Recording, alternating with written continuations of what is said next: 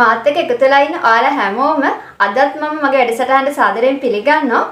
ඉතින් අද මම කතා කරන්න යන්නේ law of attraction පාවිච්චි කරලා කොහොමද අපි කැමති පුද්ගලයන් අපිට ආකර්ෂණය කරගන්නේ කියලා.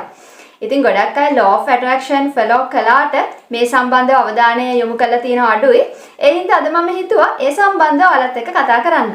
අපි law of attraction follow කරනකොට කියන දෙයක් තමයි හැමතිස්සෙම positive දේවල් ගැන හිතන්න, positive දේවල් කතා කරන්න කියන දේ. ඉතින් අපි කැමති පුද්ගලයා අපිට ආකර්ෂණය කරන්නත් මේ දේ මේ විදිහටම අපිට පාවිච්චි කරන්න පුළුවන්.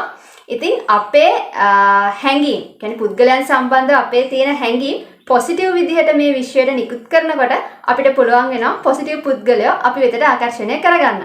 ඉතින් වැදගත්ම දේ තමයි අපේ හැඟීම් පිළිබඳ මේකෙදි අපිට සැලකිලිමත් වෙන්න වෙනවා. ඉතින් මුලින්ම ඔයා කැමති පුද්ගලයාට ආකර්ෂණය කරගන්න කලින් ඔයාට ආදරය කරන්න ඉගෙන ගන්න. එතකොට self love කියලා මේ සම්බන්ධව මම වීඩියෝ එකක් කළා මගේ channel එකේ. ඉතින් අපි හරියටම අපිට ආදරය කරන්නේ කොහොමද කියන දේවල් සම්බන්ධව ඔයාට මේ වීඩියෝ එක හරහා වැඩිදුර කරුණු දැනගන්න පුළුවන්.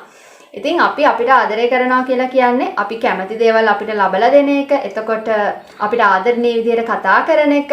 එතකොට අපේ වැරදි මොනවා හරි තියෙනවා නම් ඒ දේවල් වලට සමාව දෙන එක. අන්න ඒ වගේ කරුණු ගොඩක් මම මේ වීඩියෝ එකේදී කතා කළා. ඉතින් මේ වීඩියෝ එක බලන්න කියලා මම ඔයාලට ආරාධනා කරනවා. දෙවෙනි එක තමයි ඔයාලට පුළුවන් කෘතඥ වෙන්න. ඔයා හිතන්න ඔයා වටේ හොඳ මිතුරන් ඉන්නවා. එතකොට ඔයාට හොඳ පාර්ට්නර්ෂිප් එකක් තියෙනවා. අන්න ඒ වගේ කවුරු හරි එක පුද්ගලයෙක් හරි ඔයා වටේ පොසිටිව් හිතන හොඳ පුද්ගලයෙක් ආවට ඉන්නවනම් ඔවුන්ට ස්තුතිවන්ත වෙන්න. ඔයා හිතන්නකෝ ඔයා ටොක්සික් රිලේෂන්ෂිප් එකක ඉන්නවා කියලා. ටොක්සික් රිලේෂන්ෂිප් එකක ඉන්නවනම් ඒ පුද්ගලයා ඔයා කැමති විදිහට පොසිටිව් විදිහට චේන්ජ් වෙලා ඉන්නවා. ඔයාට පුළුවන් විෂුවලයිස් කරන්න. එතකොට ඔයාටත් පුළුවන් හැමතිස්සෙම එයාගේ නෙගටිව් දේවල්ම දකින්න වෙනුවට එයාගේ පොසිටිව් දේවල් දකින්න. එතකොට එයාටත් පුළුවන් ඔයාගේ වෙනස හඳුනාගෙන ඒකට ප්‍රතිචාරයක් විදිහට ඔයා කැමති විදිහට පොසිටිව් විදිහට චේන්ජ් වෙන්න උත්සාහ කරන්න. අද වැඩසටහන සම්බන්ධව ඔයාලගේ අදහස් පහලින් කමෙන්ට් කරන්න.